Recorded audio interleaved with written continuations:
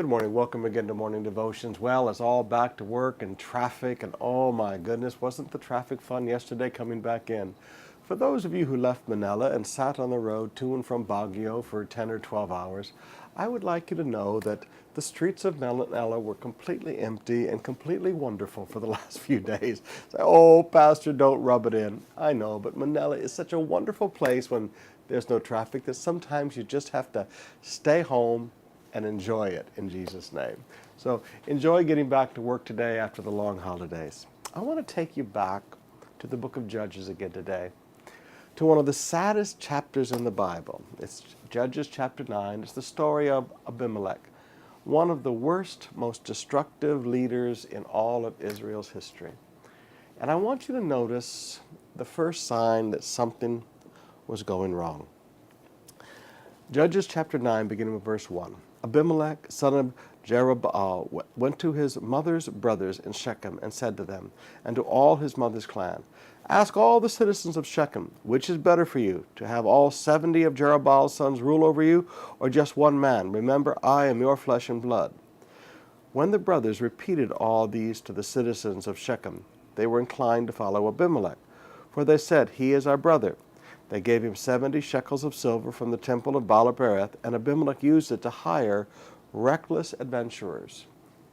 He used it to hire reckless adventurers. Now, the rest of the story is abominable. In fact, it's the story that we find the first parable in the Bible, the parable of the who will be the rulers among the trees. And we find out that people that want to promote themselves are always destructive leaders. And we see how God handles these destructive leaders. We see a man who traps people out in the fields and murders them, who traps men and women and children in towers and burns the people alive in towers. This is a very, very wicked man. But notice how we see the beginning of wicked leadership. First of all, he wants to promote himself. And secondly, he hires reckless adventurers to be his followers. Now, these would have been the cool dudes, strong, macho, drinking in the clubs every night. These would have been the kind of men that gathered around him. The cool dudes, the reckless ones, the macho guys. Now, you just have to be a little careful with this.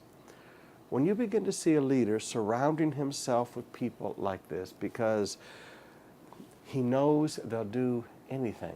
He knows that they are not immoral. He knows that they are amoral. And he knows that when he wants them to kill all of his 70 brothers, he knows they'll do it.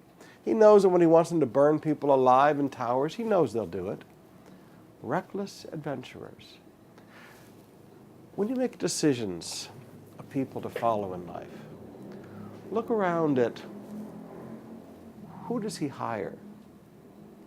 What kind of people does he surround himself with in leadership?